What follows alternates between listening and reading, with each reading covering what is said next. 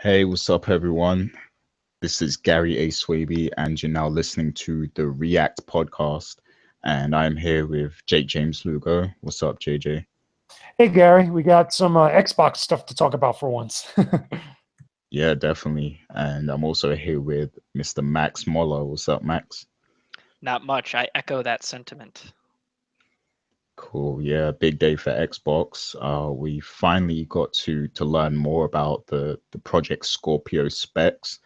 It was released by Digital Foundry and Eurogamer earlier today. There was, a few videos that got released talking about different things with the specs, and just to highlight some of them. So, the Scorpio will use a Jaguar CPU clocked at 2.3 gigahertz, and it will have a 12 gigabyte GGDR RAM, and 8 gigabytes of that will be accessible to developers, and the other four will be, left for the OS and the system itself. It will achieve 6 teraflops, and the GPU has 40 custom comp units clocked at 1172 MHzs, and the CPU is actually going to be 30% faster than the Xbox One, and the GPU is 4.6 times faster than the Xbox One. And they're promising full backwards compatibility. So, like, all the Xbox One games are going to be upscaled, whether you're on a 1080p display or 4K, they're going to upscale those textures for you. And yeah, like they showed a demo, or well, we didn't see it ourselves, but the guy got to see a demo of Forza running at 4K 60 frames per second. So that's pretty impressive right there. So, I want to ask you guys, like, what are your thoughts after seeing these videos and, reading up on all this new information that we have on the Scorpio? I'm going to go to Max first. What are your thoughts? I'm honestly just really happy that Microsoft came through with what they said they were going to do. Like, because I remember there was all that speculation that maybe it was going to get delayed or maybe it won't be able to hold that 4K that they said it was going to do. But the fact that it can and reasonably well is pretty reassuring. But the thing is, I'm still skeptical because we don't know the price and we still haven't seen the games. Like, that's kind of beating a dead horse at this point, but that's true, and that's what's going to hold me back from really being excited about the system. I'm very interested to see how it'll run like newer, more open world games, because I brought up the Forza 6 thing on Twitter the other day, and actually Mark, who's in the chat right now, he brought up the fact that Forza 6 is an older game and it's not even that open world. But the fact that it could still run that at 4K 60 is pretty interesting and pretty awesome. But I'd be very interested to see like maybe what Red Dead Redemption 2 runs at or something, if it could still do the 4K 60 or maybe even 4K 30 later on. Yeah, good point. I mean, we still haven't seen anything running on this system, on this technology yet. We just saw that screenshot, and we have to take that guy's word for it. And yeah, Forza Motorsport, that is an old game. So yeah, I mean, I did see some people saying that that's not that impressive. That game is running at that resolution, but still, all the talk that they had and everything they said that's possible, it still has me intrigued. But Mr. Jake James Lugo, what are your thoughts on it? It sounds like a beast. I mean, I'm not the technology guy out of anybody here or even on the website, but I could pretty much understand that some of the stuff that they're putting into this thing that they were really stressing in the videos that came out on both Eurogamer and Digital Foundry, that it's a custom made, unit that and a whole bunch of other stuff that is really sounding like, or at least they're building it up as something that's going to be a very, very powerful console. Now, a couple things come out from this that, people like me and a lot of other people that aren't as tech savvy can really understand or really interpret from this. Number one, I think we're going to get a lot more information going into E3 this June, because this is a good amount of info as far as like the guts of the console. But I think when we go to E3, we're going to get stuff as far as, pricing. We're going to get stuff as probably release window I would assume, especially if they already have a lot of the tech stuff already figured out and maybe already have stuff getting ready to go into production at some point. I mean, it's early now at this point to tell, but I could fully expect at least more info like that, or at least along those lines, getting talked about during their conference on Sunday of right before E3.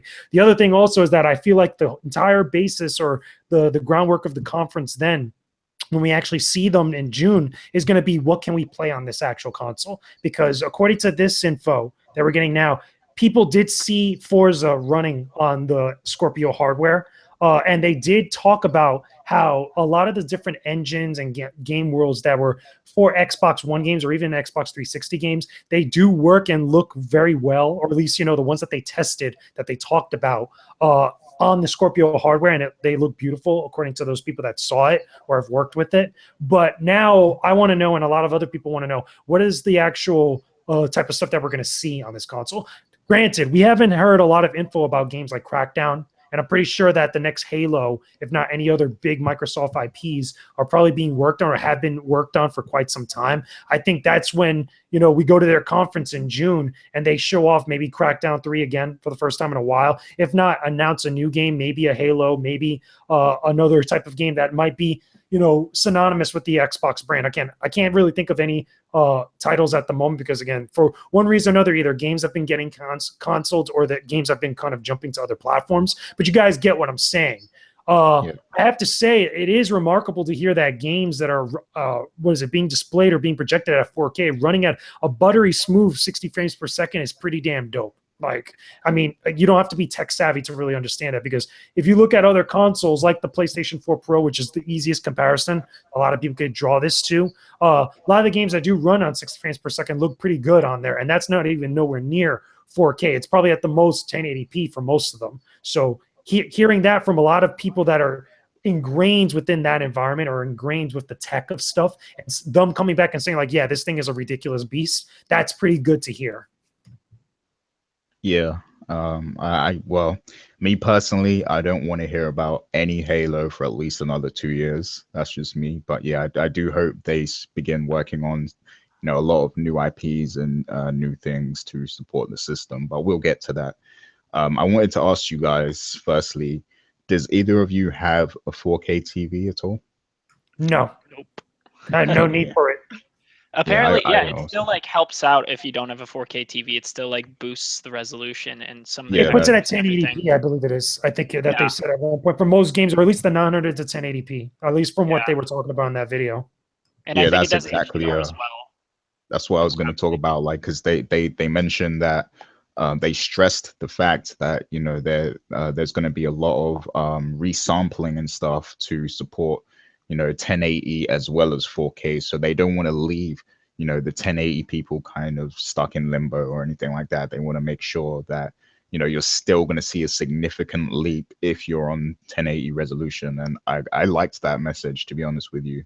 But does this sway your, purchasing decision? Is this something that's going to make you, more likely to buy an Xbox Scorpio on release?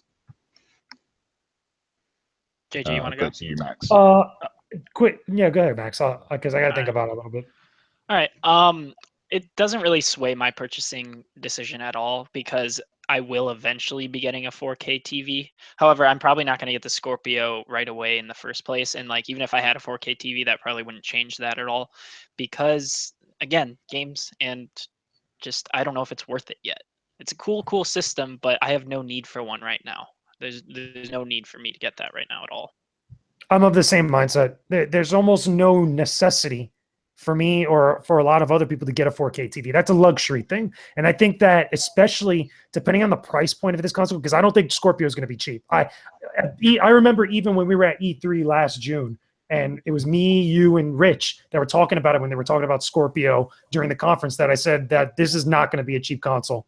Much like I felt like a little bit like PlayStation 4 Pro, and even though that turned out a little bit differently, I feel like the tech in this thing is going to really justify that $499 price point. At least that's the number I'm seeing passed around from a lot of different people that have been looking at this news and talking about it for most of the morning. So I find that to be a little bit more kind of, plausible that this is going to be very expensive. And in that regard, I don't think people are going to want to drop a lot more money on top of that for a 4K TV, unless they could get a good deal like during a Black Friday or any other sale. I don't know. I just don't feel like there's a real like ingrained need to do so. Yeah, I mean, me personally, I'm sticking with my PC, but as a PC gamer, I have to say I am impressed that, they're able to achieve this level of technology on the system. And I kind of just want to see it, to believe it, kind of thing. Like, I trust that they're not lying with this. I mean, they can't be lying, but like, it's really impressive what they're doing with this. So I can't wait to see it in person and see it running these things, and, see it upscaling games and running new games at 4K and natively and everything. I can't wait to see that, because it's definitely impressive for a console. I'll say that. But yeah, like you said, I do see this being very expensive. And I did see in one of the Eurogamer articles, because, I was kind of, I was really trying to read up on everything I could.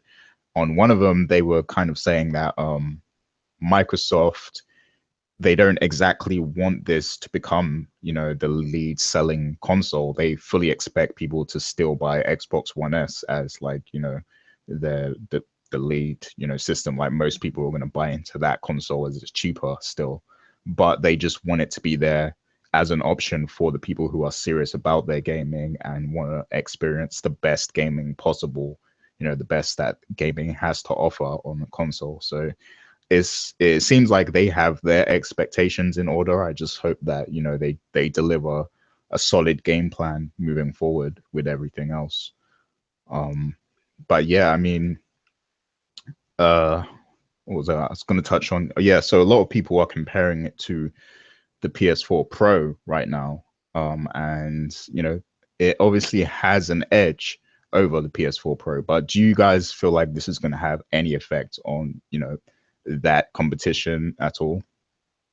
It depends. It really depends on the lineup. Like Reggie was putting in the chat, like we mentioned before, it's the lineup of the games that's really going to judge whether this one gets a lot more attention over the PlayStation 4 Pro or not. And even then, I feel like unless you already owned a PS4 or you never had one to begin with, and you just were an Xbox guy for a time, you probably already bought a Pro at this point.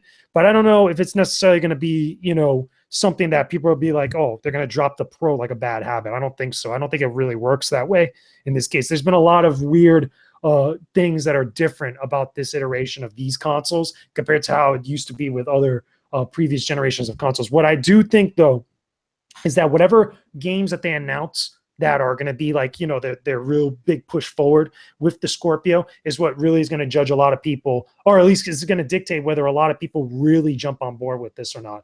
I mean, if they come to E3 in June and they show Crackdown 3, like I said, if they announce a new Halo, but they just don't call it Halo 6, but they just say like, a new Halo's coming, like a teaser, or if they do anything of the sort, like another IP like Phantom Dust or something just shows up out of the blue, then I think people will get excited, and then people will really be down for jumping in on that large price point. But if not, then they're gonna go right back to square one with what they've had ever since with the Xbox One for a while now. It's just that they have a cool console, or at least a bunch of cool concepts with their console, but not a lot of games compared to what their competition has. They have all these games coming out this year, the beginning of this year. So that's going to be on everybody's mind.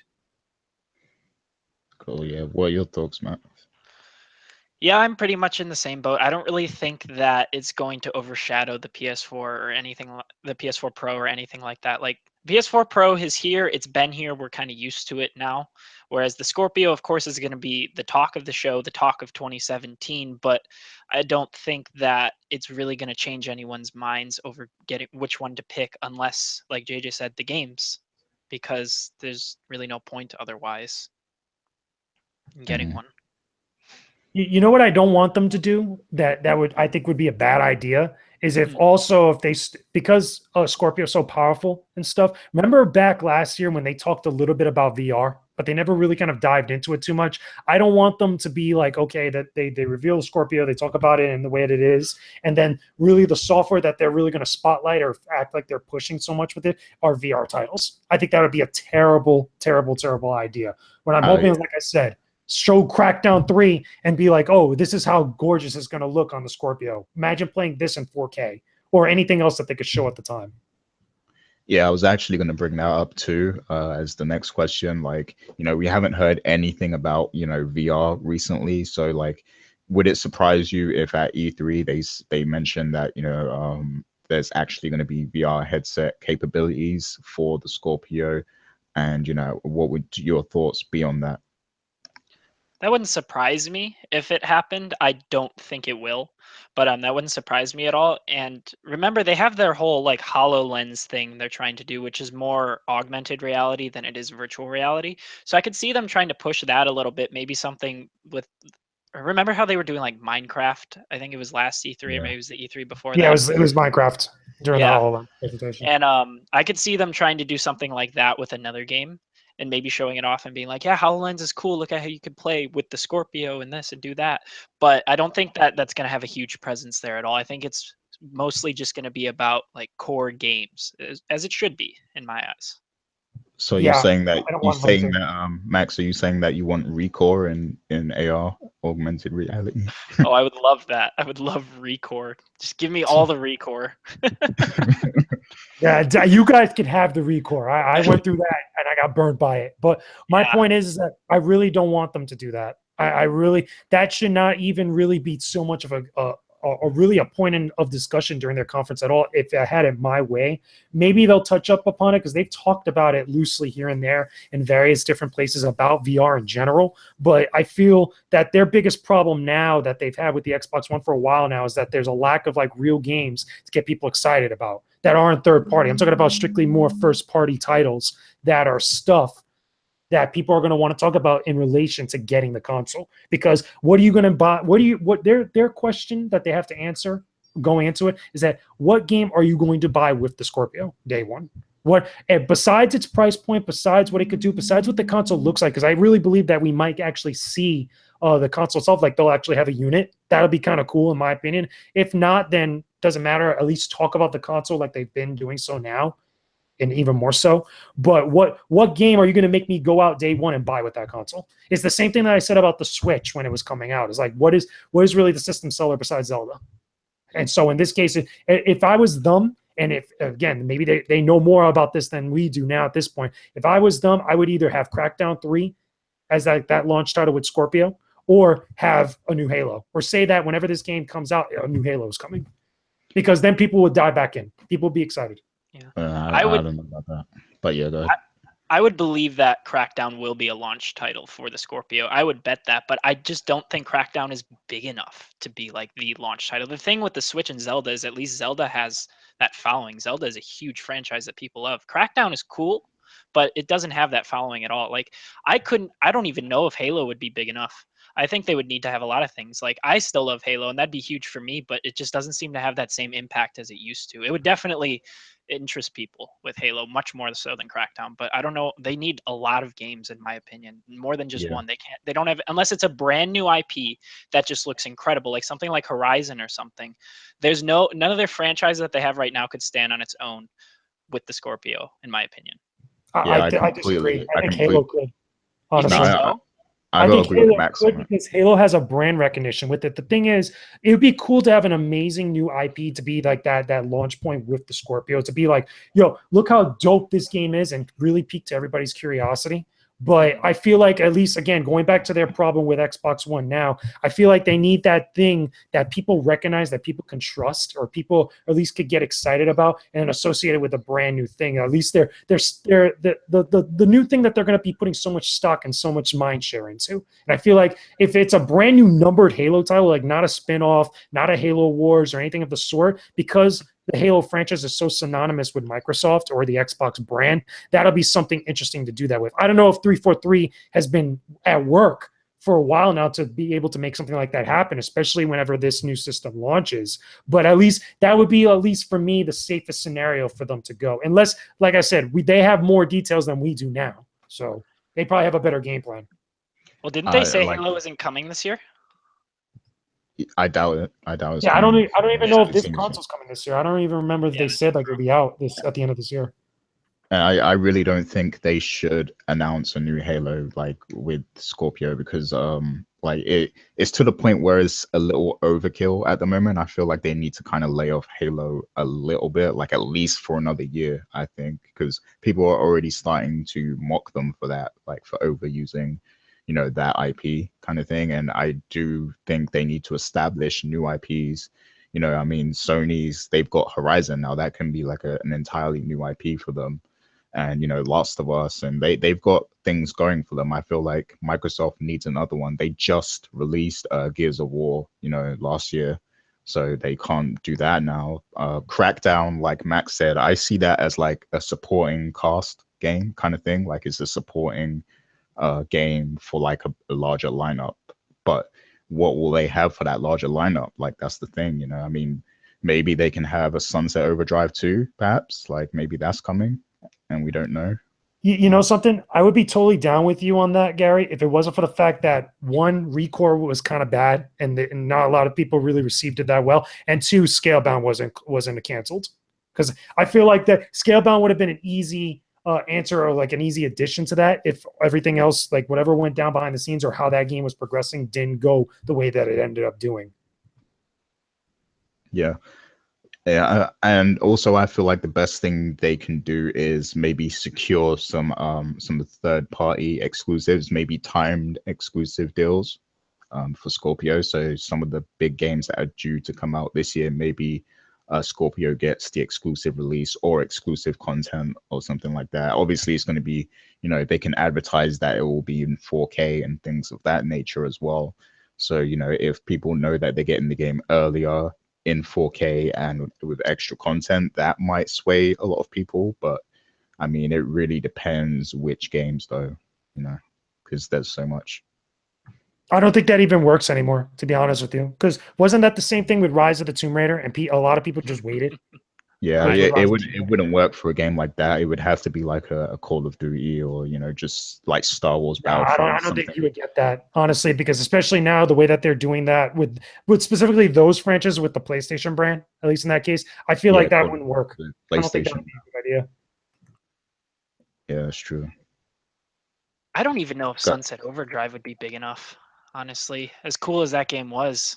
It was good. But again, that's another instance when it wasn't really received that well, even though it got a lot of critical reception. And again, you could say the same thing about Rise of the Tomb Raider. A lot of people liked Rise of the Tomb Raider and stuff, but a lot of people didn't really go out and buy it like that, especially combination between the time it was released, as well as also a bunch of other stuff that was coming out around that same time period. But like I said, I feel like in this case, they go with what really is most recognizable to a lot of their fan base and a lot of the people that the general public knows, or a lot of things that the general public knows. And to me, Halo is that brand.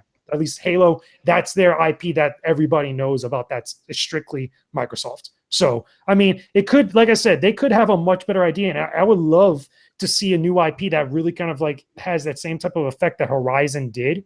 But I don't think like they go about it like that with Scorpio. Maybe they release a new Forza, because since they demoed a lot of the stuff now with the most recent Forza game, maybe they get another racing game, like a Project Gotham or something. 7, that's Forza kind of 7 is rumored, I think.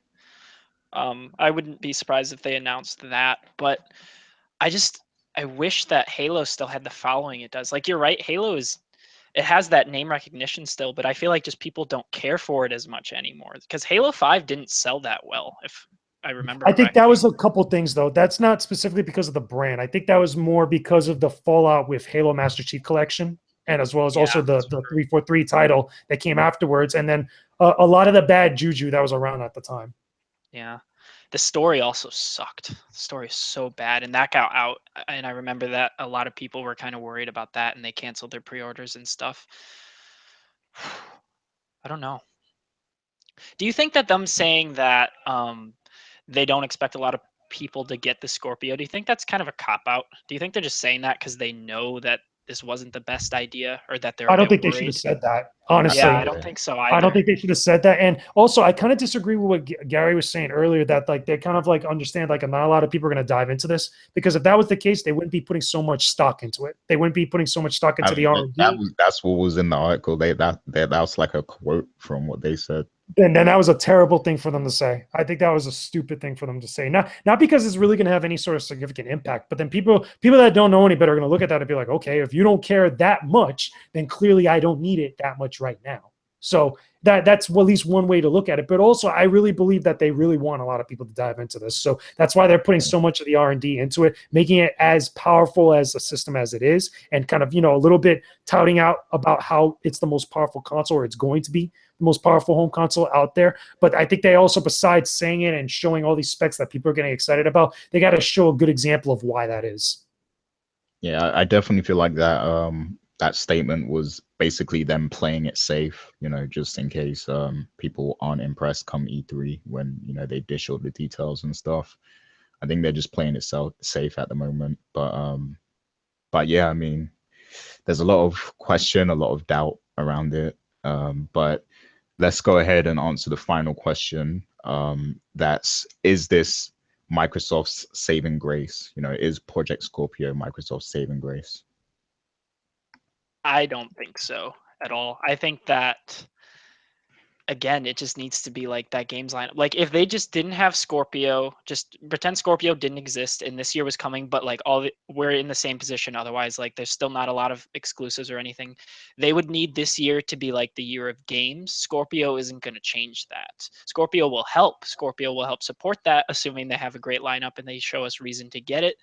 But it's not the saving grace. It can't be the one thing. It's too expensive. It's coming at a weird time. A lot of people, like Reggie was saying in the chat, they just got the PS4 Pro. They're not going to want to upgrade again, and then maybe another PS4 come out like next year or something. This is going to start this whole incremental upgrade thing. Not every console is going to come out at the same time, I imagine, and it's just people are going to try and play it safe probably. Yeah, I'm somewhat similar, but I also think that's an unfair assessment. I don't necessarily think it's Microsoft saving grace, because the thing about Scorpio, and much like a lot of other people I saw on social media talking about this said in their little posts, was that like we keep going back to, there needs to be good games on it. So it's like having a great, fantastic, and powerful car, but no track to drive it on, pretty much. And it's kind of a shame, because there's a lot riding on whatever they show at E3. I feel like, you know, when we go to their conference on Sunday, right before E3 starts, we're going to have a good idea of like what direction they're going to. And I don't think they're going to disappoint. Luckily enough today, funny enough, I got into a little exchange with them on Twitter, and they were pretty like, you know, lackadaisical and playful about saying that they're going to bring games and such to E3. So I really believe that's what they're going to do and stuff, but time will tell. We'll know once after their conference what's up. Yeah, I mean, yeah, based on the technology, you know, they've got something good coming, you know, in terms of hardware. But it's just like you guys said, you know, we can't stress it anymore. Like they need that strong software lineup, and you know, if they deliver on that, and you see a lot of, you know, maybe timed exclusives and, you know, new IPs, and maybe even them bringing back some, you know, major IPs. Maybe we'll see a new Killer Instinct or something like that. I don't know, but Nope. you know, if we see some things that people genuinely want and it's coming this year, then, you know, I mean, Microsoft could turn it around. You know, they could have a great year, you know, towards the end of the year, and they could dominate the holiday season. But that's a that good point. remains. You know something, Gary? You brought up a very good point just now. What I hope they don't do is like what they did last time we went to their conference. They announced and showed a bunch of games, and hardly any of them really came out, with the exception of a few. We don't want that, where there's, again, more delays and cancellations. That would really suck, especially when they have this system coming out at some point. You know, you don't want another thing like what happened with Scalebound or Phantom Dust for like the longest time to happen again. Yeah, exactly. Yeah. I also want to ask you guys, what do you feel would be an acceptable price for this?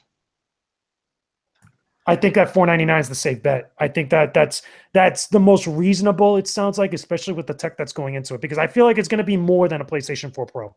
And from what they're talking about and what the system can do, both not only in the technical aspect about it, you know, but also just in the other types of like capabilities, at least what they're talking about now that we know, I feel like it justifies that price point. It's just, again, you go back to the same thing. If you're going to dive in that hard with a $499 to $599 price point, and I'm saying that as a range, if you're going to dive in that deep with the actual ecosystem, there's got to be something for you there. Yeah, yep. Max? I'd have to agree with that. I think that the console is worth a lot more than that. Like, I think this is going to be sold at a loss, but it needs to be 500. If it's more than that, even if that's what the console's worth, people aren't going to buy it. Like 500 is even pretty steep. And it's just, I could see it even being 450. I doubt it, but I wouldn't be that surprised if it came out at 450 or something like that, or maybe 500 with a game bundled in or something. But yeah, 500 is probably the safest bet without question. Funny enough, Yeah, we said the same thing about the Pro, and it ended up being cheaper than what a lot of us thought. I think remember a while back we kept saying that the Pro was going to be $499 and it ended up being $399. So this could also be the same thing, but maybe again could be a little bit more expensive because of the tech that's going into it. Yeah, this is just a bigger Yeah. leap because it's basically the same thing as the Pro. It's just a bigger leap, you know, which is yeah, interesting. with the technology going into this and the the custom components and everything, I don't know, man. I think I see it being higher than 500, to be honest with you. Like, They can't be higher than 500. If it's higher than 500, I think that people are going to be really turned off, and then that's going to be an image problem for them. And here's the thing: it could be totally justified because of, again, the tech and the amount of manpower that you're going to need to manufacture all these consoles and ship them out. That totally makes sense. But people don't like the idea, or at least they don't like the sound of like having to drop so much money on a home console. Especially because the first thing that everybody's going to say is that, oh, I could go instead and go get a PlayStation 4 Pro or a PlayStation 4 for a lot cheaper and get a lot more games I could be playing right now. That's going to be the narrative if that's the case. yeah, I just hope they'll be able to deliver it at an affordable price because, like you said, people aren't going to make that leap if it's too expensive. They don't want to price themselves out the market with this. So I hope they are able to deliver for, $499. That would be a good price for them, I think. But yeah, we all see, man. But I definitely feel like they might be selling at a loss though for a very long time.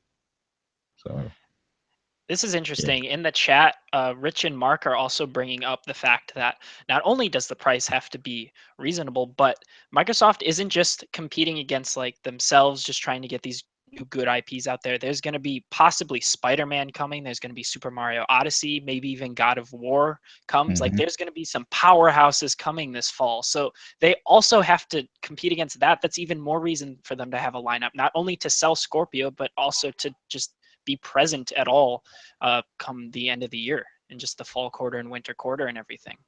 Keep in mind also, it's tougher too because with this console coming, if it ends up coming out this year, because I don't remember reading the specific time frame where they said it's going to come out, like as far as release, they're going to have Xbox One S on still on the market. And people that don't own anything that's Xbox branded right now, they've been pushing for a while to get an Xbox One S. So if they're going to want to push Scorpio and stuff, where does that leave the S? Especially if the games, you could still play like a bunch of other games that are on there, even though there's not as many as the PlayStation ecosystem, or even arguably, quote unquote, as the Nintendo Switch ecosystem and stuff, especially as we get to later in the year. So where does that leave? I think that also makes things a little bit much more tougher and a little bit more complicated. Yeah, I mean, I still expect the Xbox One S to be selling a lot for a long time because I think that's going to be like the entry level console for the Xbox brand now, and casual gamers who don't really care that much for the high end specs are gonna buy that console still. So I think that console will still be supported for a long time, and unless there's it has to be, and unless there's a major shift where most of their audience transitions to the Scorpio, then they're going to have to support the Xbox One S. So they'll still do that. This may be a bit of a stretch to ask right now, but how long do you think it would be before games start needing to only come out on the Scorpio? Because they can only be held back for so long releasing on the old Xbox. You know what I mean? That's a great question. That's a great question, right? I don't think we have enough info to really say that now, because according to them now, it seems like they're not even really thinking about that, or they don't want that right now, at least in this case, especially with the S or just the Xbox One ecosystem just being around for not a very long time like that. And it's also just the idea, or at least, going out and telling the common consumers, like, listen, there's another console that has all these other games where you have to get this console again that you can't get available on the other consoles. They're not really going to want to hear that. And I don't think they're really prepared, or they really want to deal with that PR talk right now at this moment in time. So, and just to go back, like what I said, I don't think we have enough info about the console yet to really judge that. I mean, I do feel like there needs to be that shift at some point in time. There's going to, that time is going to come at some point, even with the PS4 Pro as well. there's going to be a time, because you have to think about, you know, the extra stress that this causes to developers, like, because now they have so much more to consider. Like, they have to now compile extra textures for their game that, you know, can be supported by updates and stuff that can be supported by the Scorpio, and, you know, perhaps even the PS4 Pro as well. So they have to work on the base game itself that will run on, you know, the stock PS4 and the stock Xbox One S and PC. You know, you have to keep that in mind too. They already have to counter for those systems, but then they also have to compile these textures for the high-end consoles also. So it's a lot of extra work for developers. So ideally, I feel like developers and, you know, the console manufacturers will want people to adopt the high-end consoles, you know, so that everything becomes easier for everyone. But, you know, that's not going to happen realistically. Like, people are going to be spread across both, you know, both sides of the spectrum for a long time, and it's going to create, you know, a lot of hard work for them, I think. But that time is going to have to come eventually, but who knows how long that's going to take. No. So, yeah, I do believe, though, there'll be certain points where they start, you'll start to see games, like, there'll be more incentives to get the Scorpio version, and it will, you know, perform significantly better on the Scorpio and the PS4 Pro version. Almost like, you know, when PS4 came out and there were games coming out on PS3, and the same with Xbox, but, you know, the Xbox One and the PS4 versions were significantly better, like Shadow of Mordor, for example, like, you know, with the Nemesis system. Like, I believe that will happen at a certain point. I can't say for sure when, obviously, but I think stuff like that will happen very soon. Yeah, but there's lots more to be discussed. But make sure you guys listen out for the Throwdown podcast later today, and we'll also be getting more in depth on the Co-op podcast with Richard Bailey as well. He'll be here this Sunday. But for now, did you guys have any final words you wanted to say on Scorpio before we get out of here? I'm trying to think. Not that I know of right now. I feel like we did a pretty good job covering the basics. It makes me more excited for E3. Like I mentioned earlier at the start of this, I think that it makes me very curious to see what they're going to talk about or how they're going to talk about Scorpio when we go to their conference. I think that, like I said, I want them to really be focused on what's the software we're going to be playing on this thing. Give me the basics, the price, the release window. Give me all that type of stuff or any accessories, but also, more importantly, focus on the software. What am I going to be playing on this console? That's the question they got to answer for me. I think it's also nice to see that people are pretty excited about this overall. I've been seeing a lot of positive stuff on Twitter and everything, rather than people shitting on it or anything like that, which is pretty cool to see. Yeah, devs are excited. Devs are excited. A lot of the people in the media seem to be excited about it from what the details are coming out about this. That's pretty dope. But again, that could change right when we go into June on that Sunday. Then instead of it being excited about the Scorpio that entire week of E3, it's be like, man, Xbox really dropped the ball during E3 during their conference. That could happen. That has happened in the past. So hopefully that isn't the case this year. All signs are pointing to be a good year for them, or at least a good showing for them. Yeah. Yeah, they seem pretty confident in this, aside from what they said earlier about the console not being like the prime console and that it's kind of an outlier. They seem pretty confident otherwise in it, which is cool. Yeah, and speaking of Twitter, I do want to shout out the diehards who are going hard for the Scorpio today. You know, I got into it with a few people, so yeah, shouts to Damien and everything. But yeah, that's gonna wrap up this React podcast for today. But definitely stay tuned to the Coalition. The Throwdown's coming later. They're going to be talking about it also, and you know, we'll be back this Sunday with the Co-op podcast. Thanks to everybody who was in the chat. I see Reggie in there and Marquis. And Richard's in there too. So shout outs to all you guys. And we're going to be out. See ya. Later. See you guys.